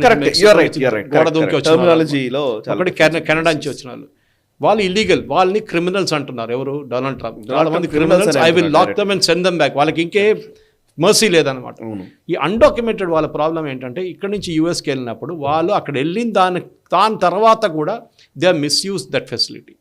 ఓకే, ఫర్ ఎగ్జాంపుల్ H1B తీసుకున్నారు సాయి గారు, అక్కడ వెళ్ళారు, చదువుకున్నారు, దాని తర్వాత వాళ్ళకి కొంచెం పీరియడ్ అక్కడ ఉద్యోగం చేసుకోవచ్చు, దాని తర్వాత కొంతమంది గాయమైపోతారు, కొంతమంది ఇంకో ఏదైనా వీసా తీసుకొని వెళ్తారు, మళ్ళీ అది వీసా పీరియడ్ అయిన తర్వాత మళ్ళీ అక్కడ దే అగైన్ డిసపియర్ అన్నమాట. సో ఇప్పుడు ఇమ్మీడియట్లీ డొనాల్డ్ ట్రంప్ రాగానే మీరు చూసారు ఎగ్జిక్యూటివ్ ఆర్డర్స్లో ఇల్లీగల్ ఇమిగ్రేషన్ కానివ్వండి, డిపోర్ట్, యూఎస్లో ఉన్న అందరినీ డిపోర్ట్ చేయాలని చెప్తున్నారు. ఇప్పుడు ఇండియన్స్ ఇప్పుడు చెప్తున్న దాని ప్రకారం according to the document which I'm reading, US government document, India makes up third largest group of unauthorized immigrants, illegal కాదు, unauthorized immigrants in the US in 2022, అంటే 2 సంవత్సరాల ముందు, behind Mexico and El Salvador. ఆలోచించండి. And there number 25,000 మంది, 7,25,000 మంది Indians are the unauthorized అని US government document నుంచి నేను చదువుతున్నాను సాయి గారు. ఇట్స్ అ వరింగ్ ఫిగర్, ఎందుకంటే 2020లో ఫిగర్ 24కి వచ్చేదాకా ఇంక పెరిగి ఉంటుంది డెఫినెట్గా. కానీ నాకు బాధ అనిపిస్తుంది, ఇవాళ న్యూస్ పేపర్స్లో మన దాంట్లో చాలామంది యూఎస్లో ఉన్న వాళ్ళతో ఇంటర్వ్యూ చేస్తున్నారు, వాళ్ళు కూడా అదే ఏడుస్తున్నారు. కొంతమంది లేడీస్ ప్రెగ్నెంట్గా అక్కడ వెళ్ళి కూర్చున్నారు, వాళ్ళకి ఇప్పుడు సిటిజన్షిప్ రాదు వాళ్ళ పిల్లలకి, ఉన్న వాళ్ళకి కూడా ప్రాబ్లం వస్తుంది. కానీ H1Bకి ఎక్కువ ప్రాబ్లం ఉండకూడదు సాయి గారు. నేను అది చూస్తాను. నిన్న కూడా బుష్ గారు ఒక ఎలాన్ మస్క్ టెక్నాలజీ డీల్ జరిగింది, ఆరకిల్ కానీ వాళ్ళ చాలామంది గ్రూప్స్తో టైఅప్ చేసుకున్నారు AI ఇన్ఫ్రాస్ట్రక్చర్ కోసం. దాంట్లో చాలా క్లియర్గా చెప్పారు, we just not only need IT employees, we need waiters, we need chefs, because యూఎస్లో టాలెంట్ షార్టేజ్ ఉంది చాలా మటు. టాలెంట్ షార్టేజ్ ఈ భారతదేశం లాంటి దేశం నుంచి మనుషులు తెచ్చుకోవాల్సిందే వాళ్ళు. కానీ మీరు దానికోసం సిటిజన్షిప్ గ్రీన్ కార్డ్ సాయి గారు, మా ఫ్రెండ్స్ కొంతమంది 15 సంవత్సరాల ముందే వెళ్ళిన వాళ్ళు మొన్న నాకు అడిగారు, సురేష్ ఆ డాక్యుమెంట్ కనిపించట్లేదు, ఈ డాక్యుమెంట్ కనిపించట్లేదు, కొంచెం చూస్తావా ఇక్కడ, నాకు ఇట్లా ఇప్పిస్తావా అని అడుగుతున్నారు. ఆలోచించండి. అంటే వాళ్ళు ఏమనుకున్నారు, కొంతమంది అయితే 20 సంవత్సరాలు వెయిట్ కూడా వాళ్ళ గ్రీన్ కార్డ్ రాలేదు Sai garu. Now suddenly it's a reality check అంటాం మన ఇంగ్లీష్లో. ఇప్పుడు ఏం చేయాలని వీళ్ళకి అర్థం కావట్లేదు. ఎందుకంటే ఇప్పుడు ఇల్లీగల్ ఇమిగ్రెంట్స్ని వాళ్ళు డెఫినెట్గా అరెస్ట్ చేసి పంపించారు, డిటెన్షన్ సెంటర్లో చేసుకుంటే ఆలోచించండి సాయి గారు.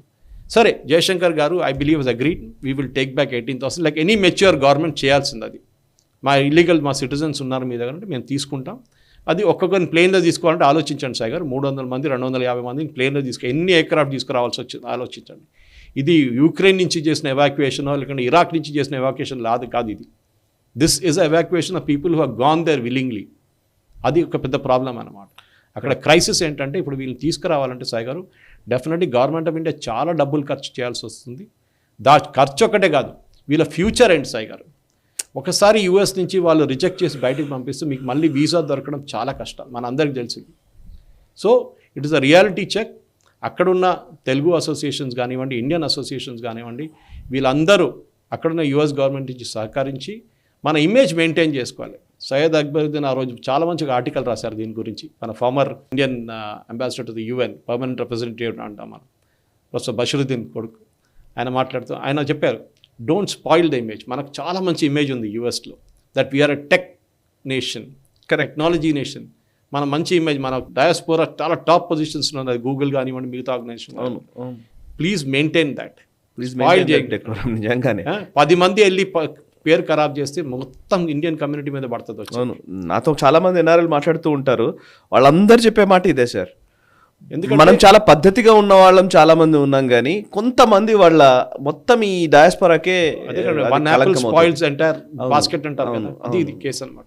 సో డెఫినెట్గా ఇది ఒక బ్యాడ్ న్యూస్ మనకి, కానీ ఏం చేయలేము, ఎందుకంటే చేసిన తప్పు ఇది. ఏదో వాళ్ళు చేయని తప్పంటే ఇంకో మాట, you have made a mistake, you have to undergo the punishment for it. Punishment is coming back to India. మీరు అక్కడి నుంచి మళ్ళీ యూరోప్కి వెళ్తారా, ఎక్కడ వెళ్తారా తర్వాత చూసుకోవచ్చు. కానీ అమెరికన్ డ్రీమ్ అనేది ఇట్ ఈస్ డెఫినెట్లీ దానికి ఒక ఎండ్ వచ్చేసింది సాయి గారు. Right sir, thank you very much Suresh Kochattil గారు. చాలా విషయాలు మీరు ఓపిక్గా చాలా వివరంగా విశ్లేషించారు. Thank you very much sir. So చూసారు కదా, ఇది ఈ వారం నేషనల్ రౌండప్. వచ్చే వారం నేషనల్ రౌండప్లో మళ్ళీ కలుద్దాము. జాతీయ వార్తాంశాల్ని జాతీయవాద దృక్పథంతో విశ్లేషించే ఈ చర్చా కార్యక్రమం మీకు నచ్చినట్లయితే వెంటనే లైక్ చేయండి, 10 మందికి షేర్ చేయండి, అండ్ మీ కమెంట్స్ ద్వారా మీ అభిప్రాయాలు మాతో పంచుకోండి. మనసా వాచా కర్మణ దేశహితం కోసం పరితపించే నేషనలిస్ట్ గ్రూప్ ఆఫ్ ఛానల్స్ని సబ్స్క్రైబ్ చేసుకొని జాతీయవాద జర్నలిజాన్ని ప్రోత్సహించండి. Thank you very much. ఈ వీడియో మీకు నచ్చినట్టయితే లైక్ చేయండి, 10 మందికి షేర్ చేయండి, అలాగే కామెంట్ల రూపంలో మీ అభిప్రాయాలను మాతో పంచుకోండి. Nationalist hub group of channels ను సబ్స్క్రైబ్ చేసుకుని తెలుగునాట జాతీయవాద జర్నలిజాన్ని ప్రోత్సహించండి. ఈ వీడియో కింద ఉన్న బెల్ ఐకాన్ పై క్లిక్ చేయడం మర్చిపోవద్దు.